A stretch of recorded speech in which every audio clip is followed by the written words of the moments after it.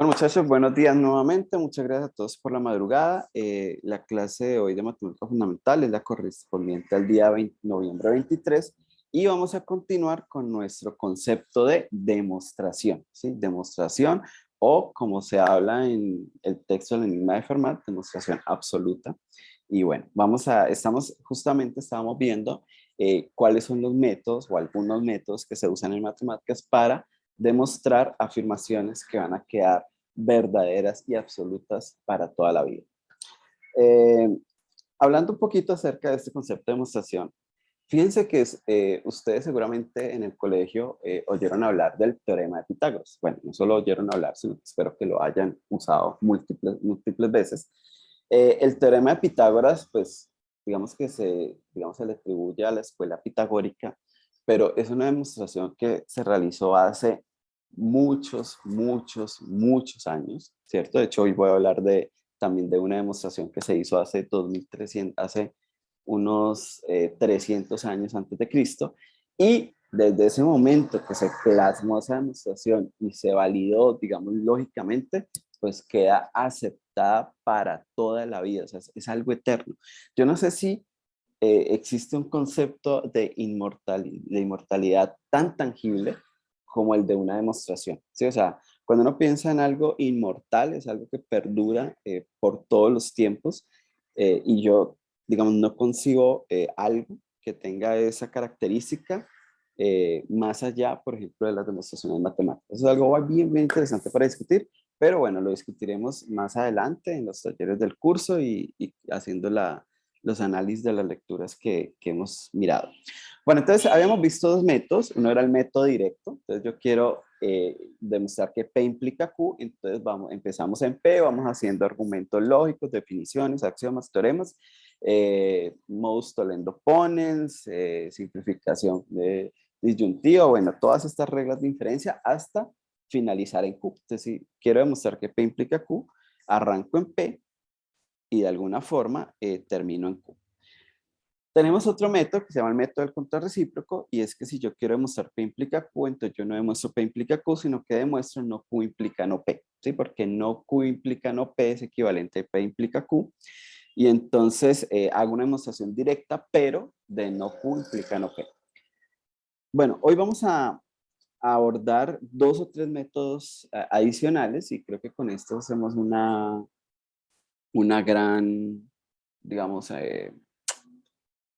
como que abarcamos una buena cantidad de métodos de demostración. No voy a decir que no hay más, porque a veces las formas de razonamiento de la gente, épale, a veces la forma de razonamiento de los investigadores pues arroja cosas nuevas y cosas novedosas, pero digamos que aquí se abarca, digamos, los métodos por lo menos más tradicionales. Entonces, retomamos, método directo, método del control recíproco, fueron los que están en la clase anterior, y hoy vamos a empezar con un nuevo método que se llama método de contradicción o reducción al absurdo. Este método es bien interesante porque, bueno, recuerden que los teoremas en general son de la forma hipótesis implica tesis, ¿sí? O P implica Q, como lo quieran decir. Entonces, uno dice, bueno, supongamos que no quiero hacer la demostración directa, tampoco quiero mostrar su equivalente contrarrecíproco. La pregunta sería, ¿qué pasa si yo supongo que lo que quiero demostrar es falso? Es decir, si yo quiero concluir H implica T, ¿qué pasa si yo supongo la negación? Entonces, la negación de H implica T. Entonces, si a partir de esto, como si fuera una nueva hipótesis, porque eso es una suposición, yo voy haciendo reglas de diferencia, análisis, usando definiciones, axiomas, teoremas, y logro concluir que tengo cualquier cosa, cualquier proposición Q, y a la vez tengo la proposición no Q. Entonces, supongamos que yo voy a demostrar, eh, no sé, que la suma de dos números pares da por resultado un nuevo número par, ¿sí? Que de hecho lo hicimos del método directo. Yo digo, no, supongamos que eso no es cierto, ¿sí? Y demuestro o llego a la conclusión, por ejemplo, que el agua moja, pero no moja. O sea, Q y no Q, o sea, Q puede ser cualquier cosa. Eso es lo interesante de este método. Usted niega lo que va a demostrar, y va haciendo procesos deductivos y llega a cualquier proposición, pero llega a que se tiene tanto la proposición como su negación, ¿sí? Como por ejemplo aquí, el agua moja y el agua a su vez no moja. Y entonces, como estamos dentro de esta lógica que tiene estos principios, ¿se recuerdan los tres principios de la lógica? Entonces nosotros tenemos algo que se llama el principio de no contradicción. Es decir, no es posible que el agua moje y no moje al mismo tiempo. Entonces, tener Q y no Q es una contradicción. Ahora, ¿cuál es la forma de razonar del método? Si suponer no cierto que H implica T me genera una contradicción, entonces la suposición inicial no puede ser verdadera. Porque recuerden que a partir de una verdad yo no puedo implicar una falsedad. Si recuerden que esto es justamente lo llamamos así, una contradicción. ¿Sí? Si recuerdan cuando vimos las tablas de verdad, si esto es verdadero, esto es falso, pero entonces la conjunción es falsa. Si este es falso, entonces este es verdadero y la conjunción es falsa. Entonces siempre voy a obtener una falsedad, ¿cierto? En esta conjunción. Entonces es todo lo contrario a una tautología. Entonces, si esto que está aquí fuera verdadero, es imposible concluir una falsedad. Eso no puede ser.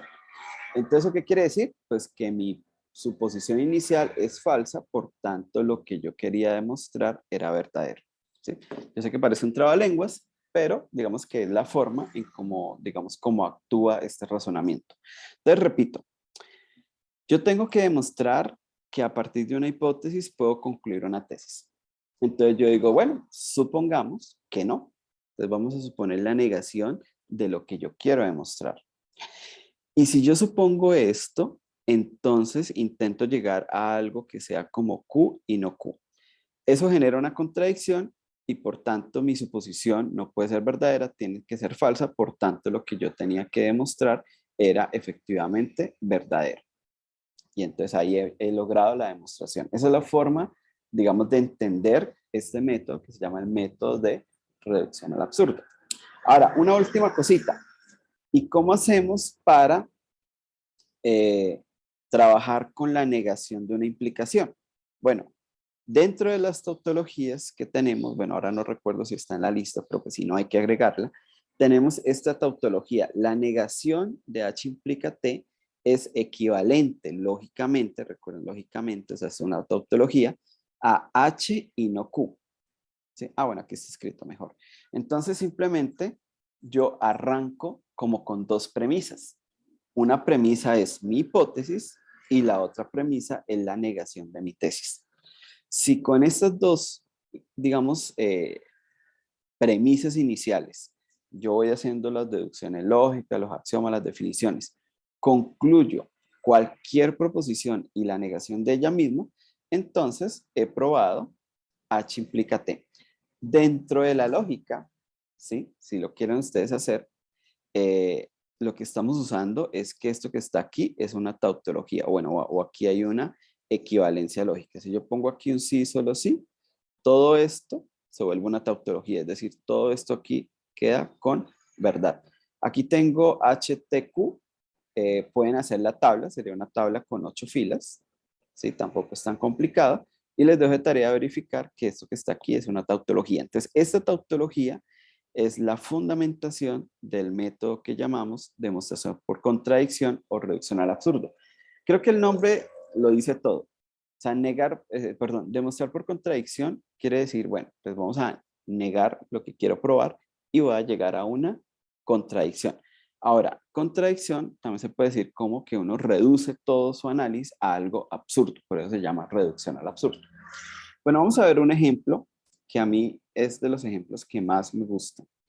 Recuerden que los métodos de demostración lo que hacen es favorecer algunos teoremas. Es decir, una vez que yo me enfrento a una proposición que debe ser demostrada, es por ejemplo esta que está acá, entonces yo digo, bueno, yo puedo decir, bueno, para demostrar esto puedo usar el método directo, puedo usar el contrarrecíproco, puedo usar reducción al absurdo, o sea, pues, digamos, pero a veces algunos teoremas le es igual cualquier método, pero hay otros que son muy como quisquillosos en donde el método de demostración lo hace más sencillo, ¿sí? Entonces, este es un ejemplo.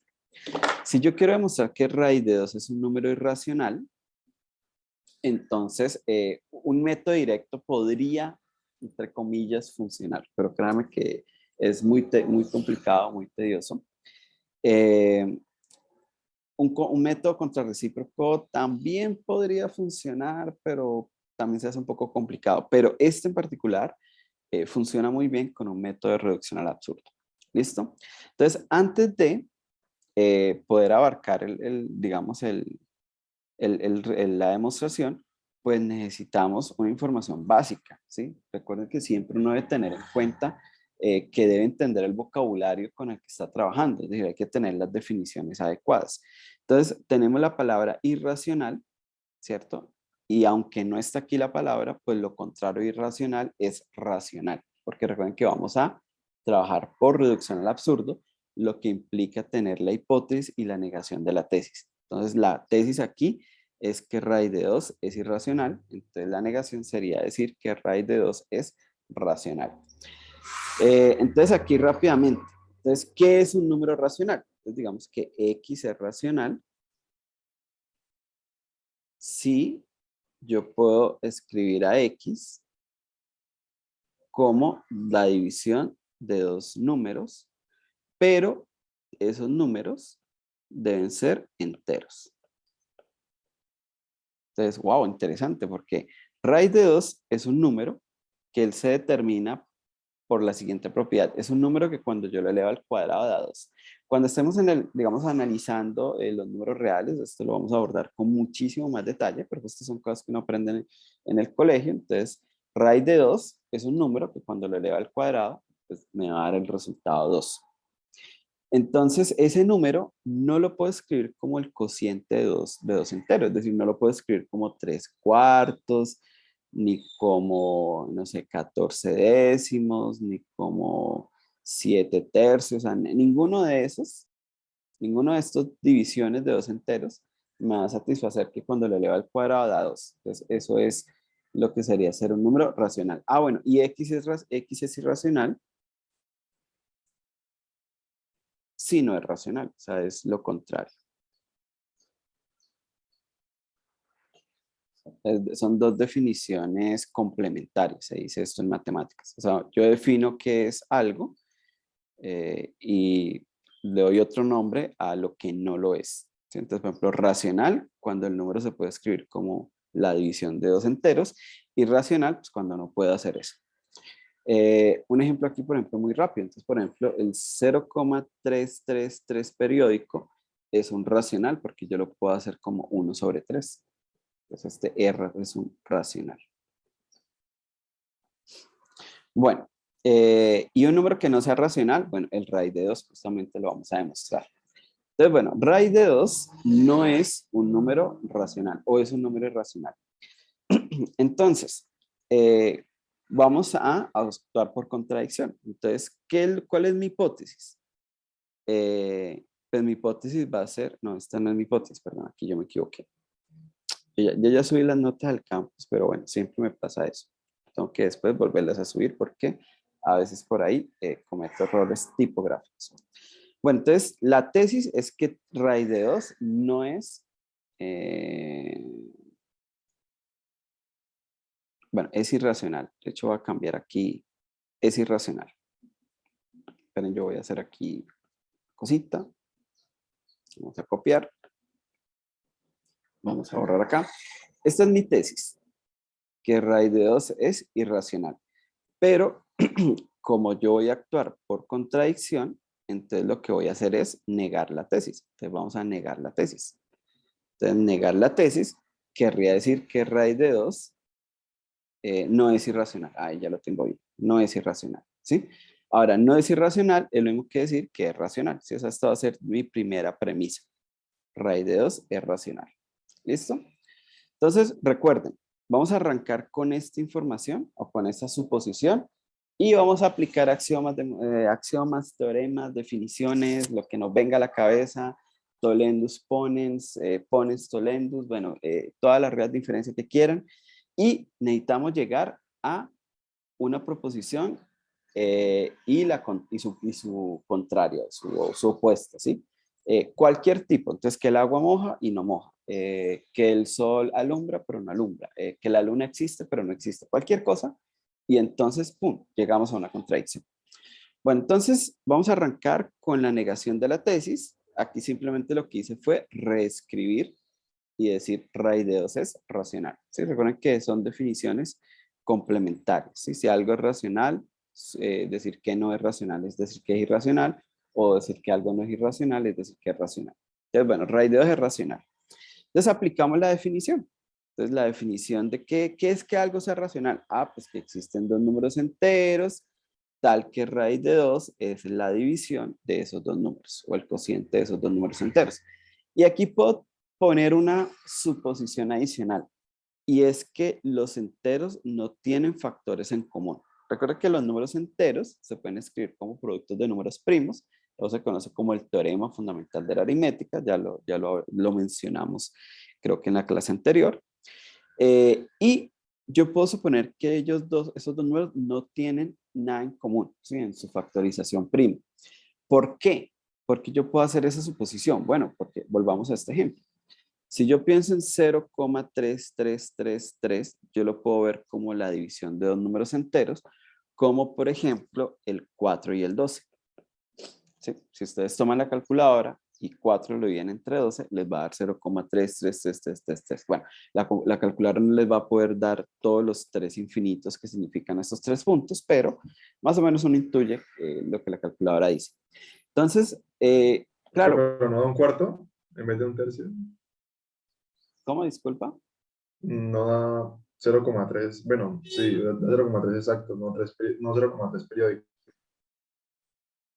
¿Cuál? No entiendo. 4 doceavos. 4 No, perdón. doceavos. Perdón. Estoy viendo mal. Qué bueno. Listo. Bueno, entonces sigamos. Bueno, entonces, claro, fíjese que el mismo número lo puedo ver como esta división, y el mismo número lo puedo ver como esta división. Pero acá, entonces, aplicamos esas cosas que le enseñan a uno en el colegio, que uno puede simplificar. Entonces, la mitad de 4, 2. La mitad de 12, 6.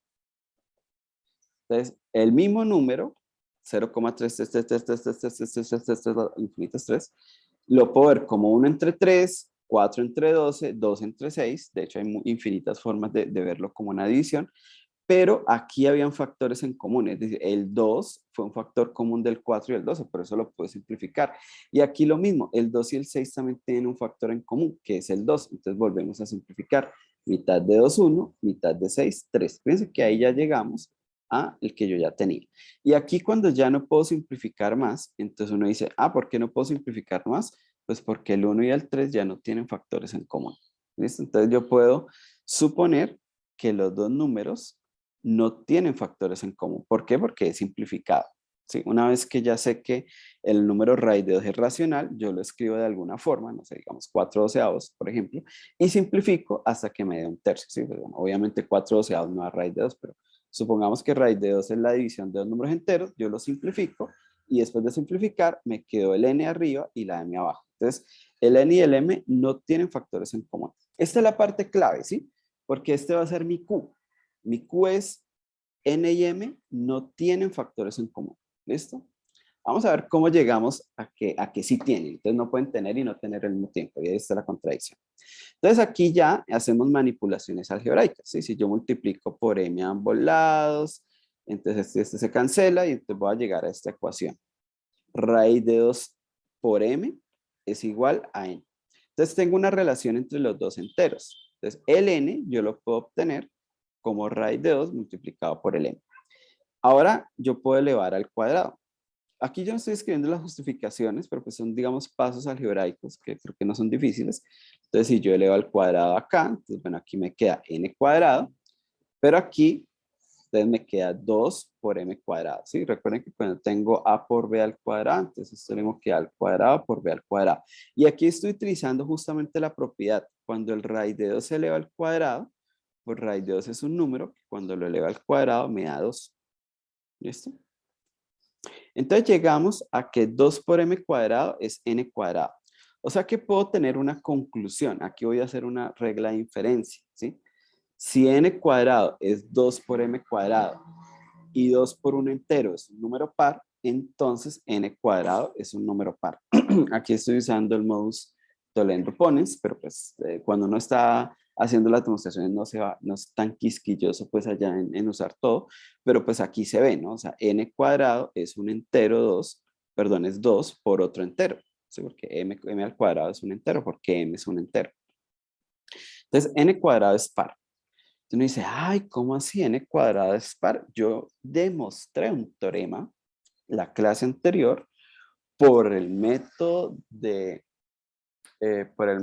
del contrarrecíproco, que cuando el cuadrado es par es porque el número es par, que no sé, espero que ustedes tengan buena memoria y recuerden el teorema que demostramos la clase anterior, pero si n cuadrado es par, entonces n es par. Entonces aquí aplico el teorema que hicimos en la clase anterior, que recuerden que lo hicimos por el método del contrarrecíproco. O sea que n es par. Entonces fíjense que empezamos con dos ideas, que raíz de 2 es igual a n sobre m y que n y m eran enteros sin factores en común. Y si pasamos aquí a multiplicar, no sé qué, le damos al cuadrado, pum, usamos definición de número par, usamos un teorema que ya conocíamos y concluimos que n es par. Ahí todavía no he llegado a ninguna contradicción, simplemente estoy viendo cómo voy haciendo reglas de inferencia, uso de definiciones y teoremas y llego a una conclusión que no sabía. Yo no sabía que n era par. Cuando yo arranqué acá, yo no sabía que n tenía que ser par. Simplemente, pues, raíz de 2 es igual a la división entre n y m y ahí concluyo que n es par. Entonces, llegar aquí, Profe, sí, adelante, Oscar. una pregunta, ¿cómo podrías colocar implícitamente, dijiste que estás aplicando poniendo por eso, o Sí, en la definición, ¿podrías hacerlo un poco más visual? La verdad no logro entender la ¿en dónde? equivalencia. ¿En esta parte? ¿Sí, señor? Ah, bueno, porque tengo, digamos, es, epa, vamos a escribirlo por acá. Si, vamos a escribirlo con otra letra, ¿sí? Eh, Listo. Si A es igual a 2 por B. eh, si A es igual a 2 por B, entonces A es par, ¿no? Bueno, si A, digamos, voy a escribirlo así. B entero. A es igual a 2 por B, entonces A es par. ¿Sí? Digamos, aquí estoy simplemente usando la definición. Eh, es decir, tengo esta hipótesis, B entero, A igual a 2B, entonces A es par. De hecho, tal vez voy a escribirlo así más bien. Y aquí tengo algo así como que P y Q implica R. ¿Listo? Entonces, eso es cierto. Ahora, en nuestro caso, yo tengo, entonces ahora sí ya lo voy a cambiar a las letras que tenemos. Entonces yo tengo acá N, perdón que esto está descontrolado, ya. N es igual a 2 por m cuadrado y m cuadrado es entero. Entonces, n es, bueno, que es n cuadrado. Entonces, n cuadrado es par. Si pasa esto, entonces pasa esto. O sea, aquí tengo el P, entonces Q. Pero efectivamente yo tengo esto que está acá. O sea, yo tengo n cuadrado es igual a 2m cuadrado, porque eso viene de la ecuación. Y tengo que m cuadrado es entero, porque viene de aquí, que m es entero. Entonces aquí tengo la conclusión que n cuadrado es par. O sea, tengo esta P y Q implica R, tengo P y tengo Q, entonces concluyo R. ¿Sí? ¿Mejor, Profe, Oscar? no, la verdad que un poquito más enredado, porque sí estoy viendo las tablas, lo tengo copiado, pero no veo que los modus, ¿qué modus fue que mencionaste, profe, que explicaste? Bueno, a lo mejor me estoy equivocando, pero creo que es doble end opponents, pero regala. Yo también tengo aquí las notas, vamos a chequear rápidamente. Porque te lo pones, implica un O y no un I. Y también la negación de P. Dame un segundo, vamos a ver. Validemos razonamientos por acá. A ver, vamos a ver la regla de inferencia. Tienes razón. No, tienes razón. ¿Yo qué estoy usando? Ponendo pones. Sí, disculpa. Sí, tienes razón. Recuerden que yo les dije que los nombres no eran importantes y no me da pena decirlo. A mí se me enredan y eh, siempre que se me enredan los nombres. Pero bueno, es ponendo pones. Sí, gracias, Oscar, por la aclaración. Bueno, pero lo que tengo es esto, justamente. P implica Q y tengo P, entonces puedo concluir Q. Sí, ya, gracias. Ponendo pones. Uy, qué pena, esto va a quedar grabado para YouTube. Pero bueno. Bueno, entonces vamos a dejar esto por aquí a un ladito. Pero, profe, qué pena. Entonces, la verdad sigo sin entender, por ejemplo, el I. El I, ¿cómo haces para hacerlo equivalente al poniendo pones?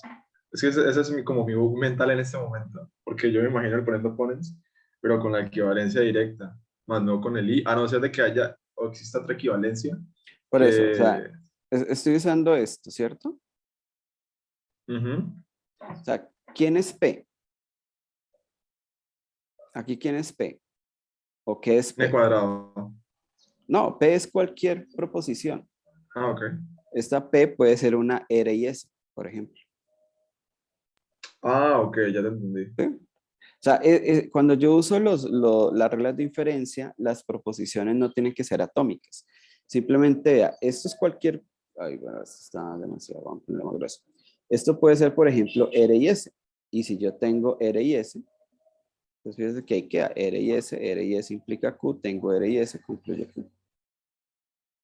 ¿Sí? Ah, ok, profe, sí, ya, ahora sí ya logro dilucidar más. Pero Sino no, que yo pensé que no, pero hay que reducirlo. es bien interesante. Igual acá, yo podría tener, por ejemplo, la negación de R o Q, no sé.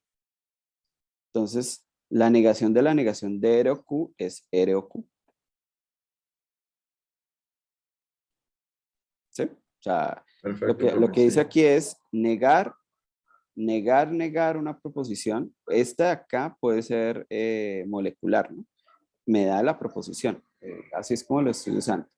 De hecho, profe, entonces tiene lógica porque aplica la regla de identidad. Entonces, por ejemplo, R y P es igual a Q, por ejemplo. Entonces ahí se aplica, ya, Eh, no voy a tener en cuenta la regla de identidad. exacto, también. Bueno, entonces, bueno, pero entonces retomemos qué es lo que quiero, digamos lo que quiero hacer mucho énfasis. Yo arranco diciendo que raíz de 2 es la división entre n y m y que n y m son enteros. Y aquí no hay fórmulas que le digan, entonces usted tiene que pasar esto para acá. No, esto es parte justamente del ingenio del investigador. Aquí yo digo, bueno, yo puedo reescribir esto como raíz de 2, raíz de 2 por m igual a n, simplemente son reglas algebraicas. Aquí yo puedo hacer uso de todo mi conocimiento algebraico. Elevo al cuadrado, ¿por qué elevo al cuadrado? Pues porque se me ocurre elevar al cuadrado. Bueno, es más fácil trabajar con el 2 que con el raíz de 2, porque el raíz de 2 es un ente abstracto. Raíz de 2 es un número tal que su cuadrado es 2. Mientras que 2 sabemos que es un entero, es igual a 1 más 1, su inverso aditivo es menos 2, su inverso multiplicativo es un medio. O sea, del 2 tengo mucha más información que de raíz de 2. Entonces, elevo al cuadrado, básicamente porque quiero pasar de raíz de 2 a 2. Y aquí me doy cuenta que n cuadrado es par, simplemente por definición. Y aquí es la parte donde tampoco no hay un libro que me diga, entonces ahora vaya, búsquese los teoremas que usted sepa sobre n cuadrado par, pero pues justamente tenemos un teorema que nos dice que si n cuadrado es par, entonces n es par. Y concluyo que n es par. Hasta ahí no he terminado, no he llegado a ninguna contradicción, pero quiero mostrar que hemos avanzado. Hemos avanzado porque arrancamos con esta igualdad y bueno, diciendo que n y m eran enteros, y ahora ya sé que el numerador tiene que ser un número par. Esa información yo no la tenía y es completamente, digamos, se ha obtenido a través de todos los pasos lógicos. Bueno, entonces ahora aplicamos la definición. ¿Qué significa que n sea par? Pues que existe un r entero tal que n es igual a 2 por r. ¿sí? Entonces, n es igual a 2 por r. Y ahora puedo volver a mi ecuación P4 o a mi premisa P4, porque yo ya sé quién es n es 2 por r. Entonces, simplemente, como decía Oscar, principio de identidad, que es el que me permite hacer estas sustituciones, yo sustituyo en esta ecuación n por 2r y otra vez uso mis dotes algebraicos para decir, bueno, esto da 4 por r cuadrado. Y 2m cuadrado igual a 4r cuadrado, yo lo puedo reescribir dividiendo por 2 en ambas partes de la igualdad y decir, bueno, m cuadrado es 2 por r cuadrado. ¿Sí? Y aquí es donde viene la magia, porque el m cuadrado que tenía un 2 ya no lo tiene y ahora tengo un r cuadrado con un 2. Y es casi que volver a observar lo mismo. Ah, espera, ¿cómo así?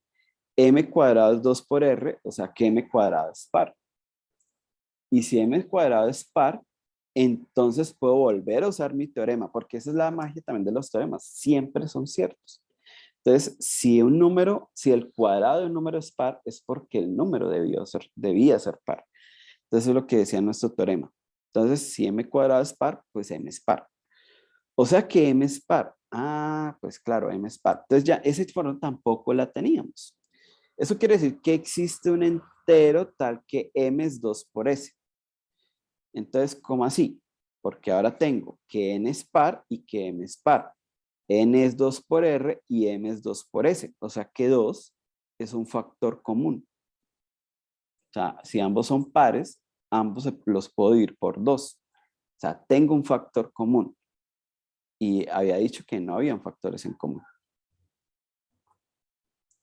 Entonces, fíjense que esto que está aquí es la negación de P2. Vamos a escribirlo con naranjita. Esto que está aquí es la negación de P2. Entonces yo tengo, por un lado, P2. Bueno, una parte de P2, pero bueno, esta parte que no tiene factores en común.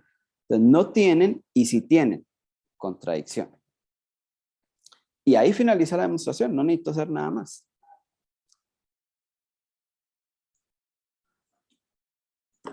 Bueno, muchachos, ¿alguna pregunta, inquietud? Sí, profesor, buenos días. ¿Será que usted puede repetir otra vez el paso 9, la explicación de ese, Ah, ok. ¿Del 8 al 9 o del 9 al 10? del 8 al 9? Ok, listo, perfecto. Entonces, bueno, hasta P7 llegamos bien, ¿cierto, Catalina? Sí, señor. Listo. N es un número par. Entonces, definición. Entonces, si n es un número par, n es 2 por r, donde r es un entero. Entonces, yo tengo n igual a 2 por r. Vamos a escribirlo por acá. N es 2 veces por r. Pero yo sé, entonces tengo la premisa 4. Yo sé que 2 por m cuadrado es igual a n cuadrado. Entonces, vamos a escribirlo aquí. 2 por m al cuadrado es igual a n al cuadrado. Entonces, yo puedo sustituir. O sea, la idea es, bueno, si n es 2r y aquí tengo n al cuadrado, entonces yo puedo decir, bueno, entonces quitemos n y pongamos 2r. Claro, aquí debo usar unos paréntesis porque estoy elevando al cuadrado n y n no es solamente r, sino 2 por r. Y entonces, aquí es donde les digo, usamos nuestros dotes algebraicos. Entonces, ¿qué nos enseñó por allá el profesor de octavo grado? Que cuando yo tengo a por b al cuadrado es igual a cuadrado por b al cuadrado. O sea que esto sería 2 al cuadrado por r al cuadrado. Y 2 al cuadrado, pues vamos a hacerlo por aquí arriba, es 2 por 2. O sea, queda 4. Entonces yo tengo 4 r cuadrado. Entonces vamos a escribir la ecuación aquí un poco más limpia. 2m cuadrado es igual a 4r cuadrado. Entonces yo puedo decir, bueno, algunos profesores dicen, vea, coja este 2, páselo aquí a dividir. Lo pueden hacer así, no hay problema. O dividen por 2 a ambos lados. Y entonces me queda la ecuación m cuadrado es igual a 2r cuadrado. Ah, ¿qué pasó ahí? Pues simplemente estamos simplificando. La mitad de 4 es 2, la mitad de 2 es 1. Y bueno, quedó en el denominador un 1, que dividir por 1 da el numerador. Entonces me queda 2r cuadrado. Y ahí llegamos a P9, bueno, y P10. Catalina. Sí, señor, ya claro, gracias. Listo. Pero lo importante acá es que m cuadrado es par. Entonces, ojo porque no puedo tener dos números pares. Ah, bueno, perdón. M cuadrado es par y por nuestro teorema m es par. Entonces, n par y m par es justamente la contradicción porque estaría diciendo que tienen por lo menos el factor común 2, mientras que acá estamos diciendo que no tenían factores en común. Voy a darle la palabra a Giancarlo y luego a Dan. Adelante, Giancarlo. Gracias, profe. Una pregunta. Arriba usted dice que o sea, empezamos partiendo desde la tesis. O sea, viendo las diapositivas anteriores, no debemos partir desde la hipótesis al principio del razonamiento. En definición, donde dice T, dos puntos, Bueno, sería hipótesis. listo. Bueno, sí. Si miremos el método, ¿listo? El método dice lo siguiente. Para concluir H implica T, eso es lógicamente equivalente a tener eso que está acá. Es empezar con la hipótesis y la negación de la tesis, ¿cierto? Y concluir una contradicción. Esto que está acá es la contradicción, ¿sí? O sea, tener Q y no Q es lo que llamamos contradicción. Entonces yo necesito la hipótesis y la negación de la tesis. Lo que pasa es que este teorema pareciera que no tuviera hipótesis, ¿listo? Porque digamos, el teorema es la conclusión. Raíz de 2 es un número irracional, ¿sí? Pero yo podría poner como hipótesis, la verdad es que aquí es un poquito más tedioso de hacerlo, pero voy a ponerlo así. Si raíz de 2 es un número real, entonces raíz de 2 es irracional. Esa podría ser acá. Entonces, esta sería mi hipótesis y mi tesis. Entonces, yo arrancaría diciendo, raíz de 2 es un número real y no es irracional. ¿Sí? O sea, la negación de la tesis. ¿Sí? Pero pues que raíz de 2 es un número real está como muy implícito. Entonces, yo por eso no lo usé. Hay muchas otras formas de reescribir el teorema. Recuerden que los teoremas, lo que nos decía el libro es que generalmente son de la forma H implica T. Este no está escrito de la forma H implica T, es simplemente T. ¿Sí? Es como si la hipótesis fuera, no quiero decir vacía, pero algo trivial. Ahora la hipótesis podría ser esto, ¿no? Como que raíz de 2 es un número real y entonces tiene que ser irracional. También yo podría escribir algo así como que, perdón, un rayo por acá, perdón el desorden. Si A es un número real, tal que su cuadrado es 2, entonces A no es, no, perdón, A es irracional. ¿Sí? Entonces yo tengo como hipótesis que tengo un número, que es lo que yo simbolicé con este símbolo, es un número que cuando lo leo al cuadrado da 2. Eso lo usamos aquí. ¿Sí?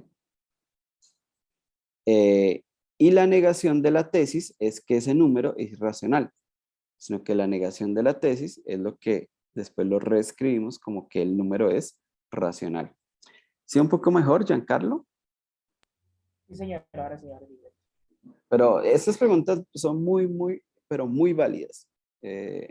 Porque, claro, estamos viendo como una estructura muy rígida, pero la matemática en realidad no es tan rígida, sino que hay que tener un poco más de experiencia para hacer estas maniobras que estoy aquí haciendo. Profe, Adelante. perdón. Espera, Miguel, dame un segundo, ya te doy la palabra. Es que le había prometido la palabra a Giancarlo y luego a Ana, pero ya te la doy, Miguel Ángel. Entonces, adelante, Ana. Buenos días, profe. Buenos días, Ah, Ana. profe, ¿podría explicar esa partecita que está como escrita en gris, por favor? Lo que escribí en gris. Ok, vale. Entonces, vamos a ponerla otra vez en color. La pregunta es, sino que, digamos que la idea es un poco usar las reglas de inferencia de manera natural. O sea, al principio, el uso de las reglas de inferencia, como que el P y el conector lógico y la tabla de verdad, lo usamos como para que ustedes se convencieran de las tautologías y de por qué algunos razonamientos no son tautologías y entonces no son razonamientos válidos. Pero en la práctica, pues uno no es tan rígido, entonces es un poco más flexible en el uso de los argumentos. Lo importante es de alguna forma, sí ser consciente que estamos usando la regla de inferencia. Entonces, lo que yo dije fue lo siguiente. Yo voy a arrancar con esta premisa, ¿cierto? Que básicamente lo que me dice es que raíz de 2 es la división de dos números enteros, n y n. ¿Listo? Ahorita esta parte digamos que la usamos después. Pero principalmente lo importante es que raíz de 2 es la división entre n y m. Entonces, algebraicamente, yo digo, bueno, raíz de 2 es m por n, elevado al cuadrado, entonces me queda 2m cuadrado, 2m cuadrado es igual a n cuadrado, entonces n cuadrado es par. Entonces, lo que yo dije fue que en estos pasos, es decir, para llegar a esta conclusión, lo que yo estaba usando era el modus tollendo ponens, que ya pues Oscar me hizo caer en cuenta que me equivoqué, es ponendo ponens, ¿sí? Entonces, ¿cómo es que es ponendo ponens? Ah, bueno, entonces lo que yo digo es lo siguiente, si n cuadrado es 2 por m cuadrado y m cuadrado es entero, entonces yo puedo concluir que n cuadrado es par. Básicamente lo que está aquí es la definición de ser número par, pero lo tengo escrito en forma de implicación, ¿sí? O sea, siempre que yo tenga un número que se escribe como 2 por un entero, o sea, aquí es donde uso, o 2 por algo y ese algo es un entero, yo puedo concluir que ese número es par. Digamos, esto es un P implica Q, ¿sí? Solo que este P son dos proposiciones atómicas. Ahora, si yo tengo P implica Q y tengo P, sabemos que podemos concluir Q. Entonces, efectivamente, 2 es igual a m cuadrado, porque esa es la premisa 4. Y efectivamente, m cuadrado es entero, que no lo tengo escrito como premisa, pero viene de P2. O sea que si yo quiero ser más riguroso, me toca por aquí poner P2', m cuadrado y n cuadrado son enteros. O sea, como decir, vea, la premisa 2 implica la P2'. Para poder decir, bueno, yo tengo esta premisa y esta otra, y tengo la implicación, entonces puedo concluir n cuadrado es par, que es la que tengo acá, ¿sí? Entonces, ¿cuál es la moraleja o la reflexión? Yo puedo ir llevando mis argumentos paso a paso y puedo ir narrando. Entonces, narrando es lo que yo he venido diciendo, ¿no? Si n y m son enteros y factores en común, tal que raíz de 2 es igual a n por m, entonces puedo concluir que raíz de 2 por m es igual a n. Elevando al cuadrado, ambos lados de la ecuación, llego a 2m cuadrado igual a n cuadrado, de donde observo que n cuadrado es par porque m cuadrado es un número entero. Si n cuadrado es par, entonces por un teorema visto en la clase anterior, podemos concluir que n es par. De hecho, si ustedes buscan esta demostración en un libro, ustedes no van a encontrar P1, P2, P3, P4, conclusión, no, simplemente van a encontrar una narrativa, ¿sí? Que es la que yo estoy hablando. Pero la moraleja es, cada vez que yo estoy obteniendo conclusiones nuevas, cada paso de esos está basado en una regla de inferencia. En particular, esta que está acá se obtuvo por la regla de inferencia modus ponendo ponens. ¿Un poco mejor, Dan? Sí, profe, pero ¿cuáles fueron las premisas que usted aplicó para llegar a la premisa 5? Bueno, para llegar, o sea, a ver, hay dos formas de llegar a la premisa 5. Una, como lo fui narrando, simplemente de aquí a aquí usé la definición. Definición de número par, ¿sí? O si lo estoy haciendo así, entonces yo tengo, repito, tengo aquí la premisa 4. Aquí tengo una premisa que no tengo escrita, pero debía haberla escrito, ¿sí? Sería la premisa P2'. Y acá concluyo esta por definición. O sea, todo esto sería una nueva premisa que debería ir, no, sí, debería ir aquí. Sería como la premisa 4'. Y esta que está acá son las premisas 2, no, la premisa 4 y la premisa P2', y aquí entonces ya concluyo la premisa 5. ¿Sí? ¿Mejor, Dana? Sí, profe, gracias. Ok. Sí, o sea, digamos que la moraleja de lo que quiero decir, ya te doy la palabra a Miguel Ángel, es que si yo quiero ser 100% riguroso, poniendo todas las premisas, diciendo quién es P, quién es Q, quién es R, quién es S, o más fácil numerarlas, quién es P1, P2, P3, P4, pero miren que aquí llegué a P15, si yo las escribo todas, seguro que llego a P20. Entonces, sí se puede hacer, pero se hace tedioso, ¿sí? Entonces, hay pasos que uno hace, digámoslo, mentalmente, que tampoco son necesarios justificables. Es decir, de aquí a aquí es súper evidente, pero si ustedes quieren pueden escribir elevando al cuadrado y utilizando la propiedad que a cuadrado, a por b al cuadrado es igual a cuadrado por b cuadrado. Entonces, incluso poder pasar de aquí a acá, casi que toca poner las premisas algebraicas y otra vez usar el modus poniendo pones. Bueno, o sea, se hace demasiado tedioso. O sea, seguro que esto lo puedo hacer con 40 premisas si es que quiero poner absolutamente todo. Pero pues lo que digo es, no es necesario. O sea, imaginen cada vez que ustedes tengan 2 más 2 igual a 4, entonces decir es que entonces por la propiedad de suma de números naturales que aprendí en segundo de primaria, 2 más 2 es 4. Esa es la premisa 123 con la premisa 32, modus ponendo pones, llegamos a la premisa 228. Entonces, es demasiado engorroso, ¿sí? Y no quiero que se vayan por ese camino. Simplemente quiero que ustedes vayan haciendo inferencias y que las inferencias, pues, que no sean como así como saltadas hacia la loca, que de alguna forma sí haya una conciencia de las reglas que estoy utilizando. Oscar dice que creo que se le fue el internet. ¿Ya estamos bien, Oscar? ¿O todos me confirman? ¿Será que estoy hablando solo? Muchachos. Lo escuchamos, profe. Ok, bueno, parece que Oscar tuvo problemas. Bueno, démosle la palabra entonces a Miguel Ángel, ahora sí. Miguel Ángel, adelante. Gracias, profe. Buenos días. Yo tenía la duda en la demostración en el punto 2, sino que pues ya no me acuerdo cómo era que había dicho de que existen n y m enteros sin factores en común, tal que pues digamos un número r sea igual a n sobre m. Bueno, entonces listo. Y ojo, aquí también me salté cosas. Las dije, pero no las escribí. Ser racional quiere decir que raíz de 2 es el cociente de 2 enteros. O sea que aquí lo que estoy aplicando es la definición de número racional. ¿Así vamos bien, Miguel Ángel? Sí, Bueno, ahora la pregunta es esta. Si ellos tienen factores en común, pues los cancelas, o sea, simplificas, haces lo que te enseñaron en el colegio. Como aquí, 4/12, pues simplifique, 1/3. Entonces, si n y m llegasen a tener factores en común, yo los simplifico y me quedan pues otros dos números. Ya los llamamos n y m, llamémoslos a y b, pero pues esos a y b ya no tienen factores en común. ¿Sí, Miguel Ángel?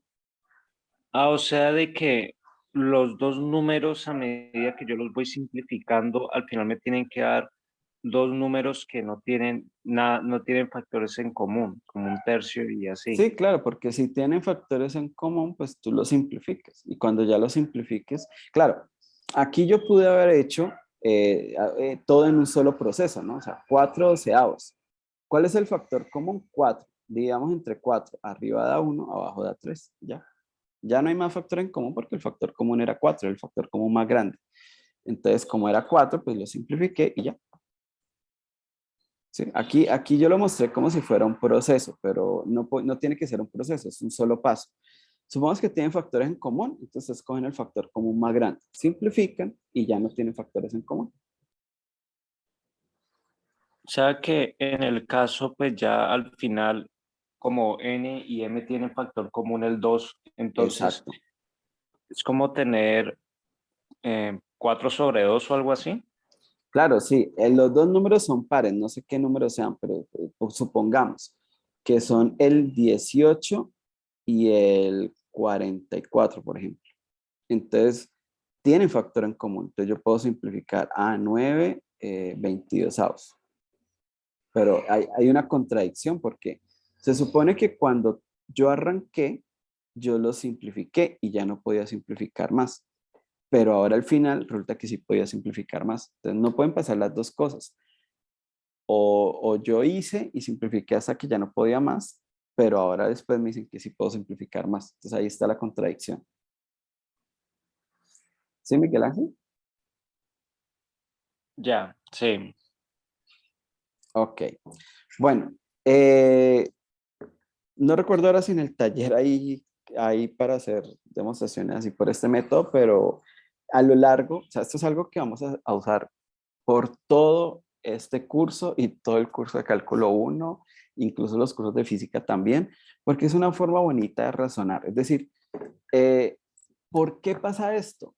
Ah, pues supongamos que no pasó. Y entonces llegamos por medio de inferencias a algo absurdo. Entonces, no, entonces debió haber pasado. ¿Sí? Ojo porque no van a confundir esto con P implica Q, entonces no P implica no Q, ¿no? Que ya lo hemos que es súper discutido, que no es un razonamiento válido. Aquí lo que estamos es tomando la hipótesis, negando la tesis y llegando a una contradicción. Ojo porque sí, para mí es importante verificar esta tautología. Voy a bajarlo aquí de tarea. ¿Listo? Entonces aquí escribamos tarea, verificar la tautología. Ah, tarea, verificar esta tautología. Claro, con una, o sea, lo que tienen que hacer la tabla de verdad, ¿no? Es lo más sencillo, hacer la tabla de verdad. No lo pueden hacer con solo reglas de inferencia porque, es decir, no sabemos quién es Q, ¿sí? Entonces lo más fácil es hacer una tabla de verdad. Bueno, entonces pasemos a otro de los métodos. ¿Listo? Este método se llama por disyunción de casos. Entonces el método por disyunción de casos es decir, vea, yo tengo una hipótesis y esa hipótesis se me deriva en tantos casos, pero esas son todas las posibilidades. Digamos que esta hipótesis me implica 10 posibilidades. Y en cada una de las posibilidades yo concluyo lo que quiero concluir, entonces pues logro concluir lo que quería concluir, ¿sí? Entonces el razonamiento es el siguiente. Supongamos que yo tengo P o Q. Aquí pues lo hacen con dos casos, pero pues recuerden que esta fórmula no tiene que ser atómica. Este podría ser un R o S y el S podría ser un M o T y el T podría ser un A o B. Entonces yo tendría P o R o M o A o E. Entonces es decir, aquí pues son dos, pero en realidad puede ser cualquier cantidad. Entonces si yo tengo unas premisas o unas proposiciones con O y cada una por aparte me implican siempre R, entonces yo puedo concluir R. ¿Sí? Porque estoy abarcando todas las posibilidades. ¿Sí? Eso es como cuando uno entonces le va a pedir permiso a la mamá para salir. Entonces la mamá le dice, no, usted no puede salir. Entonces dice, no, pero ¿y si yo lavo la loza? No puede salir. Pero ¿y si arreglo el cuarto? No, no puede salir. Pero ¿y si me pongo a estudiar juicio? No, no puede salir. O sea, bajo ninguna posibilidad, la conclusión siempre es la misma, no puede salir. Entonces, ¿cuál es la conclusión? Pues que usted no puede salir. ¿Sí? Así de sencillo. Entonces aquí es lo mismo. Cada vez que yo tenga una serie de hipótesis, que puede ser alguna de ellas, por eso es una O, pero cada una por aparte siempre me lleva a la misma conclusión R, entonces yo puedo concluir R. Vuelve y juega. Esto que está acá es una tautología. Voy a escribir la tautología acá. La tautología que aplica aquí sería, si tengo P o Q y tengo P implica R y tengo Q implica R, entonces, esta es la tautología, entonces R. ¿Sí? Esta también ustedes la pueden probar usando la tabla, ¿verdad? Pero esta no se la voy a dejar de tarea porque no quiero agobiarla, no quiero que después digan, ese profesor tan cansón, no sé, no dejar tareas, pero bueno. Pero si alguien la quiere hacer, sería muy chévere. Entonces vamos a hacer una demostración por disyunción de casos. Entonces, repito, la idea es abarcar todas las posibilidades y en cada una de las posibilidades por aparte tener la misma conclusión. Entonces, este teorema dice lo siguiente. Sea n un número entero, el número n cuadrado más n siempre es par.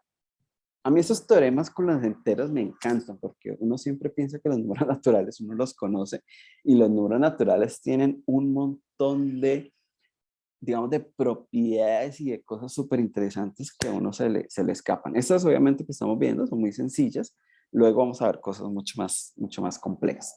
Pero no importa cuál sea el número, n cuadrado más n siempre es par. Uno puede decir, no, pero venga, espere, ¿cómo así?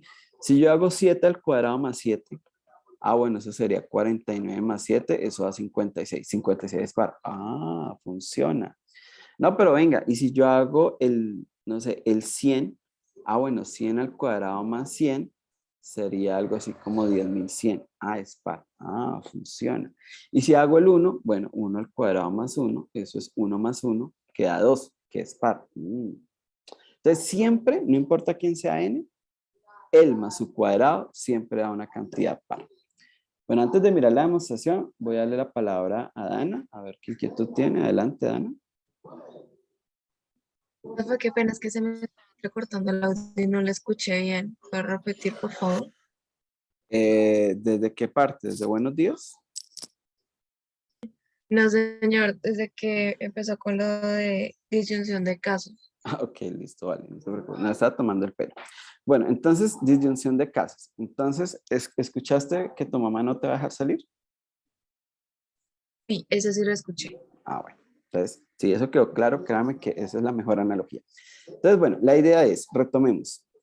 Cuando voy a hacer una demostración por disyunción de casos, la idea es considerar todos los casos posibles, ¿cierto? Digamos que relativos a nuestro teorema, y en cada uno por aparte, es como si hicieran muchas demostraciones, en cada una siempre concluir la misma proposición, o tener siempre la misma conclusión, en este caso R. Entonces, por ejemplo, acá si tengo P o Q, entonces yo necesito tomar P y poder concluir Q. R, tomar Q y poder concluir R. Como estas son las posibilidades y en cada una de ellas siempre concluyo R, entonces yo puedo concluir R. Entonces, bueno, en este caso, entonces retomemos este teorema. Da un número entero, n cuadrado más n siempre es par. Bueno, antes de eso estaba diciendo que los números naturales creemos que los conocemos, pero no, tienen muchas propiedades escondidas, bla, bla, bla. Bueno, esa parte era más como una ambientación. Pensemos en el teorema. Cualquier número entero, cuando yo tome el número al cuadrado y lo sume con n, siempre da un número par. Siempre, siempre. No sé, a ver, se me ocurre tomar, por ejemplo, n igual a 13. Entonces yo tendría 13 al cuadrado más 13, eso sería 169 más 13, y este resultado da 182. Uy, espero a ver, sumar bien. Sí, 182. Y 182 es par. Entonces, siempre, siempre a un número par. Ahora, ¿cómo lo vamos a demostrar? Entonces uno puede decir, bueno, ¿cuáles serían mis casos? Yo solo tengo dos posibilidades, o n es par o n es impar. Entonces, si yo analizo qué pasa cuando n es par y qué analiza cuando n es impar, y en cada una de las dos suposiciones logro concluir que n cuadrado más n es par, pues entonces ya lo he logrado, porque entonces tengo la disyunción de los casos. Posibilidades para el número entero, porque es un entero, ¿no? Entonces, que sea par o impar. Entonces, vamos a hacer dos demostraciones. Entonces, por eso tengo aquí dos columnas. En cada columna tengo que concluir siempre que n cuadrado más n es par. Entonces, aquí vamos a hacer demostraciones directas. Entonces, arranquemos con la premisa 1, que n es par. Entonces, si n es par, por definición, existe un entero r, tal que n es igual a 2 por r. Entonces hacemos n cuadrado más n. Entonces esto es simplemente álgebra. Entonces n cuadrado, entonces reemplazamos n, que es 2r. Reemplazamos n, que es 2r. Elevado al cuadrado, entonces me queda 4r cuadrado más 2r. Y aquí puedo factorizar el 2. ¿Sí? Factor común 2. Entonces aquí estoy usando todos mis dotes algebraicos. Si ustedes tienen todas dificultades para elevar al cuadrado, o sea, elevar a potencias, factorizar, hay que repasar un poquito de esas cosas que nos enseñan en el colegio. Entonces aquí, simplemente como en el teorema anterior, elevo al cuadrado cada factor, me queda 4r cuadrado, este 2r, pues es este 2 mismo que está aquí, y factorizo 2 y me queda 2r cuadrado más r. Entonces vamos a llamar k a 2r cuadrado más r, que es este número que está aquí, lo voy a llamar k. Y yo sé que es un entero porque r es entero, r cuadrado es entero, 2 por r cuadrado es entero, y r cuadrado es entero, más r que es otro entero, da otro entero. Aquí hay un montón de inferencias que yo estoy haciendo, pues no las estoy escribiendo, porque no quiero ser tan extenuante. Simplemente tengo r entero, 2 entero, entonces sumas y multiplicaciones con esas dos cosas siempre dan números enteros. Y entonces tengo que n cuadrado más n es 2 veces k, pues porque este lo llamé k, ¿no? Entonces, pero ahora tengo la información de que k es entero. Entonces, si un número es 2 por k y el k es entero, pues ese número es par. Fíjense que lo logramos concluir. No es muy difícil, ¿sí?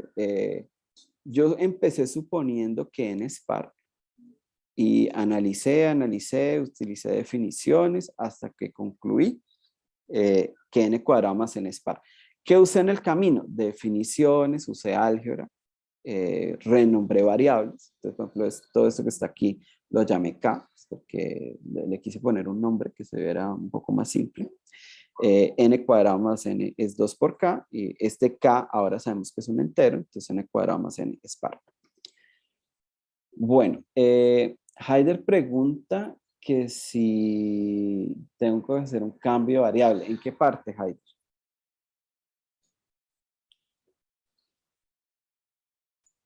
Haider.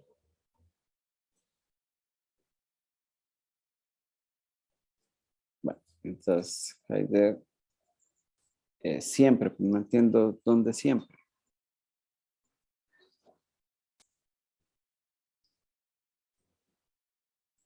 Cuando empiezo acá, Haider.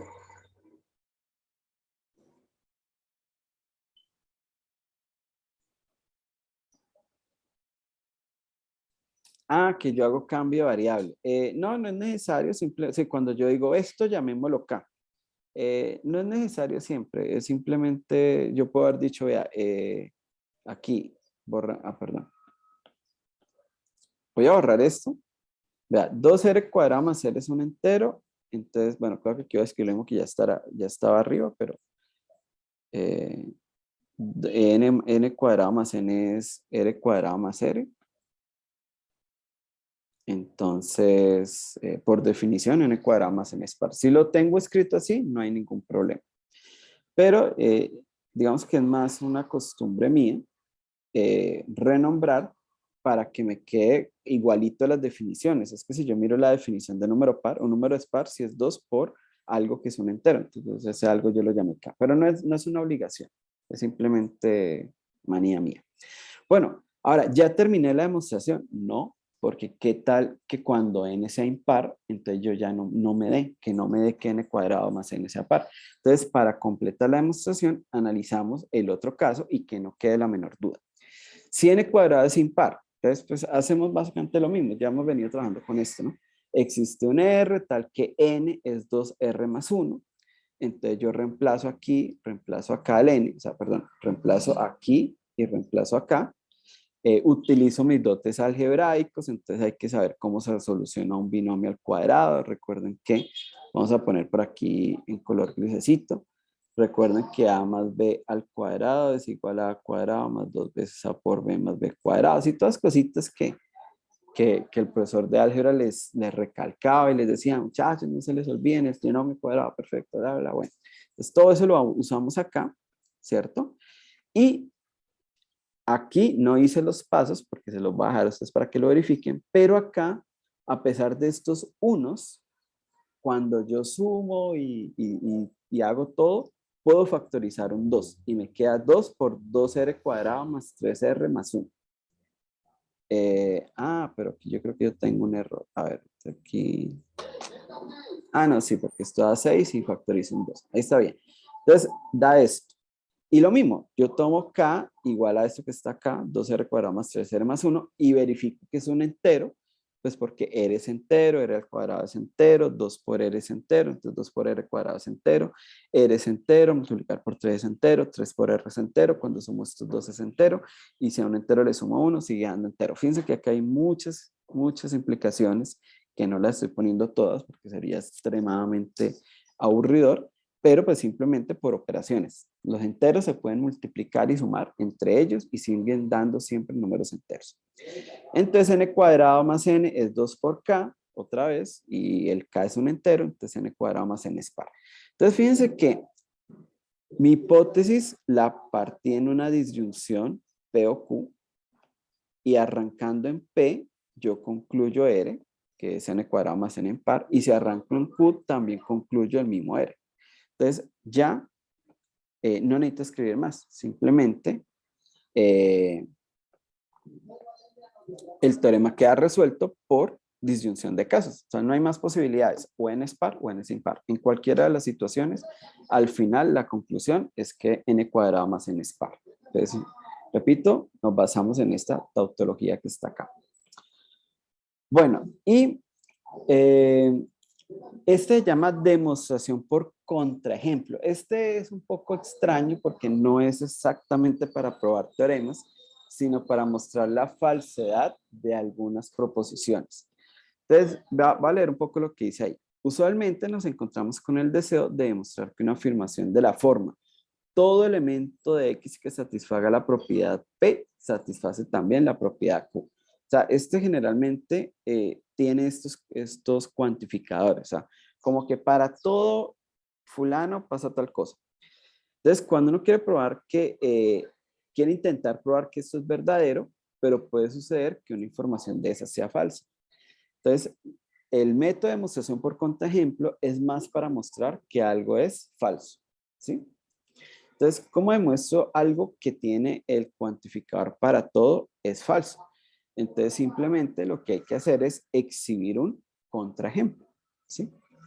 ¿Qué quiere decir eso? Mostrar que existe un elemento X0 que tiene la propiedad P, pero no tiene la propiedad Q.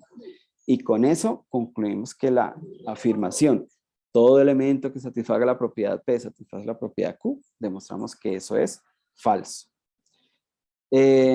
Entonces, veamos. Entonces dice afirmación. Entonces este me gusta. Afirmación. Todo número palíndrome mayor a, mayor a 9 es múltiplo de 11. ¿Sí? Entonces, todo número palíndrome mayor a 9 es múltiplo de 11. ¿Alguien sabe qué es un número palíndrome?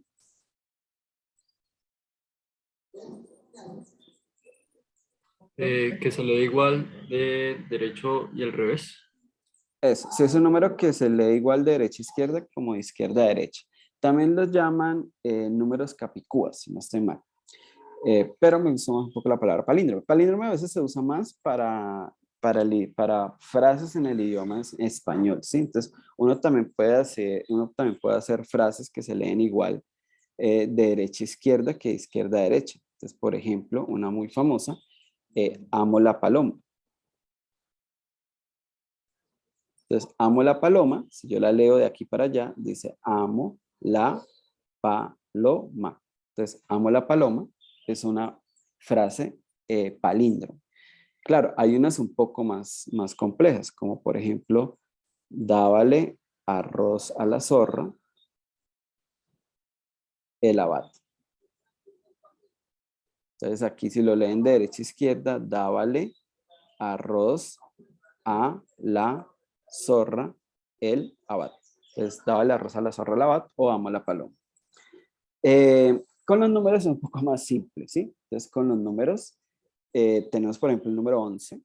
Entonces, se lee igual de derecha a izquierda que derecha a izquierda. El 33, el 99, el 121, el 5775. Y todos ellos son múltiplos de 11. Vamos a ver que ustedes me ayuden. Esto es 11 por 1. A ver, este de aquí es 11 por 1. Este de aquí es 11 por 3. Este de aquí es 11 por 9. Y este de aquí es 11 por 11. ¿Y quién me ayuda con el 5775? Ese es 11 por qué.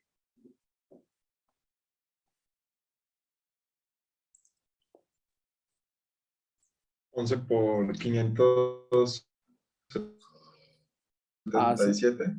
577. Ah, no. Mentira. Lo voy a decir conjeturando, profe. A ver, ¿quién me ayuda? 11 por 525, dicen por acá, creo que sí. Bueno, entonces, ojo porque yo no escribí teorema, dije afirmación. Todo número palíndromo mayor a 9 es un múltiplo de 11. Entonces, ¿ustedes qué dicen? ¿Eso será cierto o será falso? Ahí les mostré varios ejemplos que parece que es cierto.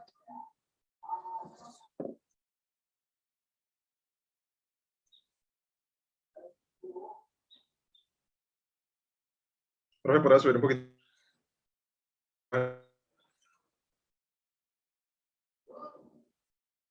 Ahí está mejor. Bueno, Pablo Andrés dice que es falso. Giancarlo dice que es verdadero. Entonces, estamos como la frase de Descartes. Bueno, no puede ser verdadero y falso al mismo tiempo. Si es verdadero, hay que hacer una demostración. Entonces, sea n un número palíndromo, y ahí por acá, definición, argumentar, sumar, restar, elevar al cuadrado, bla, bla, bla. Y llegamos a que sí, que es un múltiplo de 11. Pero si es falso, entonces el cuantificador para todo me permite mostrar un contraejemplo. Entonces, ya por aquí Pablo Andrés nos tiene un ejemplo. Entonces dice 19.891. Entonces vamos a ver. Vamos a ponerlo en color rojito. Yo le tengo confianza a Pablo, espero que ustedes también. 19.891. ¿Es palíndrome? Sí, es palíndrome. Porque así lo leo aquí para allá, me queda 19.891. Ahora, él dice que no es un múltiplo de 11. Entonces vamos a ver. Pues aquí no es múltiplo de 11. ¿Cómo hacemos para verificar eso? Pues simplemente necesitamos hacer la división. 19.891 lo dividimos entre 11 y si me da entero es múltiplo y si no me da entero no es múltiplo. ¿Cuánto da la división, Pablo?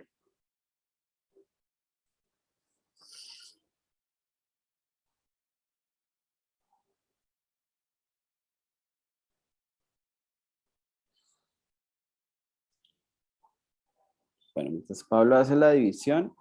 Ahí ok, gracias. Da 1808,27 periódico. Entonces, no es entero, efectivamente. Entonces, Pablo ya nos hizo el contraejemplo y ya sabemos que la afirmación es falsa. Ahí ya no hay nada que hacer. Ahí ya no hay nada que hacer.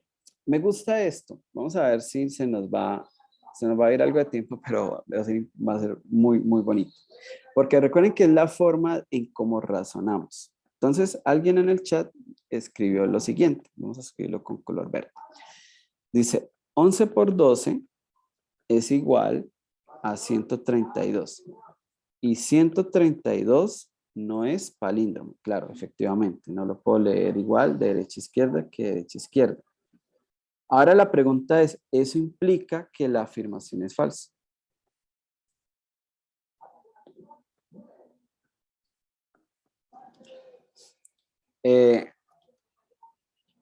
¿Ustedes qué dicen, muchachos? Lo que está en verde me permite efectivamente concluir que la afirmación es falsa, es decir, ¿este razonamiento es válido o no es un razonamiento válido? Bueno, no me digan sí, no, díganme por qué. Creo que tenemos ya montones de argumentos lógicos para analizar qué está pasando acá.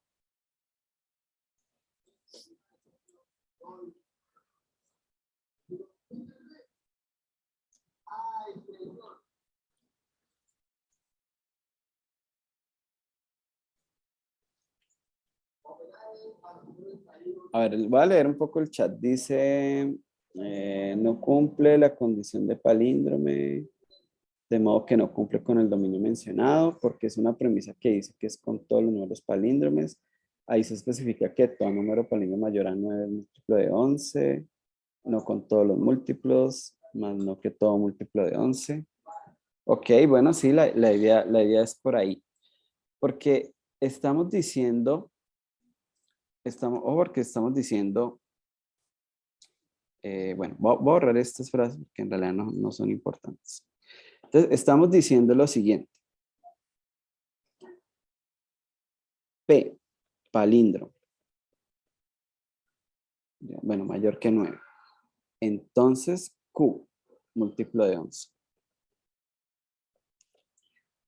Entonces, el ejemplo que nos dan es un múltiplo de 11 que no es palíndromo. Es decir, que yo tengo Q,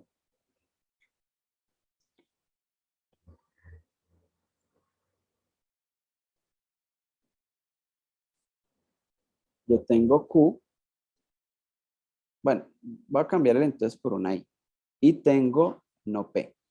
Entonces la pregunta es, si yo niego P implica Q, ¿es equivalente a Q y no P? Entonces, esa es realmente la pregunta, ¿sí? Si esto es una equivalencia lógica, este razonamiento es correcto y entonces con esto es suficiente para decir que la afirmación es falsa. Pero si esto que está aquí no es una tautología o esto no es una equivalencia lógica, entonces hemos razonado mal. ¿Sí? Este es el tipo de cosas con las que quiero que luchemos, porque es de nuestra forma de argumentar del día a día, es la forma en cómo vamos a hacer ciencia. Entonces, por un lado tenemos los métodos de demostración, pero por otro lado necesitamos que antes de eso, la forma en cómo razonamos sea válida. Bueno, ahí les dejo de tarea verificar, pero bueno, se van a dar cuenta que esto no es una tautología y entonces digamos que la forma en cómo yo obtengo esto no es suficiente para decir que la afirmación sea falsa, ¿sí? Aquí la idea un poco es lo que estamos hablando, el método del contraejemplo. ¿Listo? Bueno, espero que haya quedado claro. Y aquí les tengo uno, pero se los dejo de tarea. Entonces, afirmación. Si n es un entero no negativo, entonces 2 a la 2 a la n, o porque aquí esto es el exponente del exponente, 2 elevado a la 2 a la n. Bueno, recuerden que los paréntesis son gratis. Siempre si un paréntesis ayuda a entender o a quitar ambigüedad, no está de más ponerlo. Entonces vamos a poner estos paréntesis. Entonces, si n es un número entero, entonces 2 elevado a 2 a la n, y a ese resultado le sumo 1, es un número primo. O sea, siempre da un número primo, ¿sí? Para cualquier n entero no negativo. Entonces, uno puede mirar algunos ejemplos. Si n es 0, entonces me queda 2 a la 2 a la 0. Bueno, eso da 3. 3 es primo. Qué bueno. O qué malo, no sé. Si n es 1, me queda 2 a la 2 a la 1 más 1. Bueno, eso da 5 y 5 es primo. Qué bueno. Si n es 2, 2 a la 2 a la 2 da 2 a la 4 más 1 que hay 17 y 17 es primo. Si n es 3 me queda 2 a la 2 a la 3 que más 1, que es 2 a la 8 más 1 me queda 257. Aquí ya no es tan fácil, pero bueno, es primo. ¿Sí? Claro, todas estas cosas hay que verificarlas. Pero también si ustedes quieren buscan en internet una lista de números primos y ahí van a ver estos números, el 3, el 5, el 17, el 257. Si n es 4, da 65.537. Esto es mucho más difícil de verificar, pero este es primo.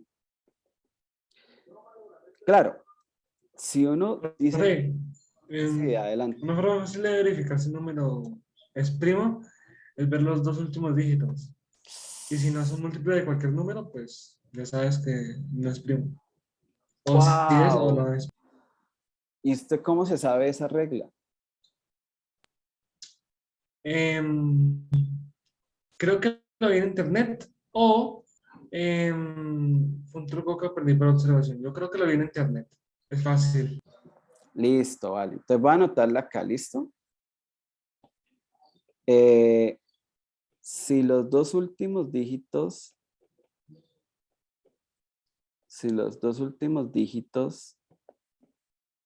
de un entero, ¿cómo fue que tú me dices? No tiene factor, no, Si los últimos dígitos de un número entero no son múltiplos de algún número y es Eso, impar, es un número primo. eso. De algún número, vean para que tengan ayuda. De algún número, no son múltiplos de un número y es impar. Entonces, el número es primo. Listo, bueno. Entonces, aquí les voy a dejar de tarea encontrar el contraejemplo.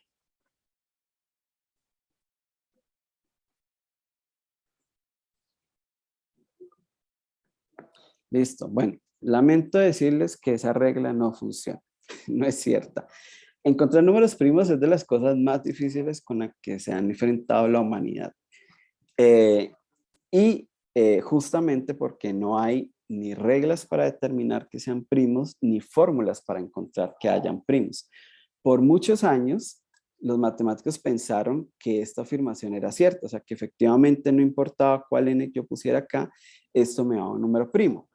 Todos estos son números primos. El problema es que cuando llego a n igual a 5, da un número grande. Y saber si este es primo, ay, ya empieza uno a dudar. Y entonces aquí les dejo otra tarea. Verificar que este no es primo. Y este es el contraejemplo que estábamos buscando. Entonces, verificar que no es primo. ¿Cómo van a hacer para que no es primo? Ahí les dejo la tarea. Pueden usar, por supuesto, pueden usar internet si quieren buscar una lista de números primos. Pueden buscar,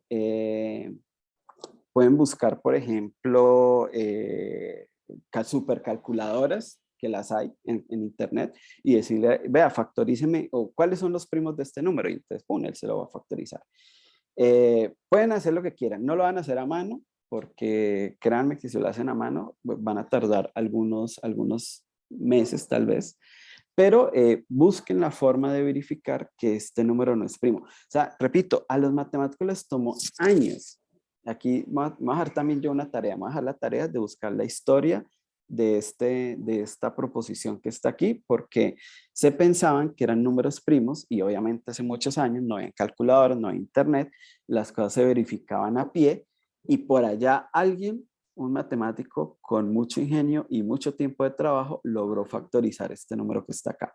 Hoy en día ustedes lo van a poder factorizar, repito, con una página de internet, empiecen a buscar. Les voy a sugerir una que se llama Wolfram Alpha. Pero ahí se lo van a poder factorizar, pero pues en esa época pues, verificar, o sea, esto hacía famoso a la gente. Demostré que esto se podía factorizar como tal número por tal otro. Y eso ya los metía en el hall de la fama. Bueno, y también, y esto se las dejo de tarea. Este me gusta porque yo lo dije hace un rato, los números naturales encierran montones de propiedades que ustedes no se logran imaginar, pero también montones de engaños como este o cosas como estas que uno pueden pensar que son ciertas, pero ahí viene la tarea de encontrar los contraejemplos. Bueno, voy a finalizar, voy a ver si alcanzo a hablar rápidamente de dos cosas, igual podemos retomar la próxima semana, porque recuerden que el jueves tenemos una actividad especial. Este método de demostración es un método de demostración que ya, se hace por el método de reducción al absurdo. Eso es algo que si lo logramos, digamos, se puede demostrar. Y el teorema dice, existen infinitos números primos. Es decir, los números primos no se acaban. Lo demostró Euclides en el libro Los Elementos, 300 años antes de Cristo, muchachos. O sea, imaginen la forma de razonar y de pensar. En esta época no había, por supuesto que no había computadores, no había internet, no había energía. O sea, las herramientas con las que contaba la humanidad eran bastante limitadas, pero aún así Euclides demostró que hay infinitos números primos y hoy en día sabemos que esa es una verdad absoluta y hoy en día todavía casi que nosotros aprendemos a través de la demostración que hizo Euclides hace 2300 años. Eso es una locura. Para los que sepan qué son los elementos o quieran leer, esta es la proposición 20 del libro 9 y aquí en una página en internet encontré pues, lo que sería hoy en día la traducción de la demostración de Euclides. Ahora espero que la alcancemos a leer, si no les queda de tarea. Pero esta demostración que hizo Euclides, escrita en forma moderna, es la que yo he puesto acá. Entonces, ¿cómo vamos a demostrar que existen infinitos primos? Bueno, aquí también vuelvo y me equivoqué. Esta en realidad no es la hipótesis, sino que es la negación de la tesis. Vamos a corregir acá. Esta es la negación de la tesis. Entonces, la negación de la tesis sería, hombre, no existen infinitos primos. ¿Quién le dijo a usted esa mentira tan grande? ¿Quién lo engañó? ¿Por qué se dejó engañar así? Entonces, no existen infinitos números primos. Y vamos a ver qué pasa a partir de ese razonamiento. Entonces uno dice, bueno, pues si no existen infinitos es porque existe una cantidad finita. ¿Cuántos? 1.000.000, 1.300.000, 2.343.221. Bueno, no sé cuánto, pero son finitos. Entonces, como son finitos, pues yo puedo escribirlos. Vean, tomo el primero, el segundo, el tercero, el 3.523.224, bueno, qué sé yo. Pero son estos, no hay más. Estos son los números primos, son finitos, son estos que están aquí y no hay más. ¿Quién es K? K es una cantidad, no sé, una cantidad entera. Pero repito, no sé cuáles son, pero bueno, pero ahí están. Pero como son finitos, yo puedo construir un nuevo número entero. ¿Cómo lo construyo? Pues multiplico todos los primos y le sumo 1. Ese es un número natural, porque es una multiplicación de números enteros o naturales, y le sumo 1, entonces da un número natural. Y este número es más grande que cualquier número primo, porque yo lo que hice fue multiplicarlos y además sumarle 1, o sea que este número es más grande que el primo 1, más grande que el primo 2, más grande que el primo 500.324.000, está más grande que todos los primos que yo tenía acá. O sea, aquí están todos los primos y aquí construyo un número multiplicándolos todos y luego sumando 1, que es más grande que todos ellos. Ahora, lo que sí es cierto es que o n es primo o es compuesto. Aquí voy a hacer una disyunción de casos. No hay más posibilidades. O este número o es primo o es compuesto.